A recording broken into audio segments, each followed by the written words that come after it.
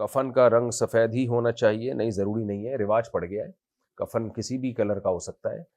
صحابہ کرام میں لازمی طور پر سفید کفن کا رواج نہیں تھا، جو کپڑا میسر تھا وہ پہنا دیا کرتے تھے۔ البتہ نبی صلی اللہ علیہ وسلم نے ترغیب دی ہے کہ سفید لباس کو، اور اس میں کفن میں بھی سفید کو آپ نے ترغیب دی ہے، تو اس لیے مسلمانوں میں سفید لباس کا، سفید کفن کا رواج ہے، لیکن یہ لازمی نہیں ہے۔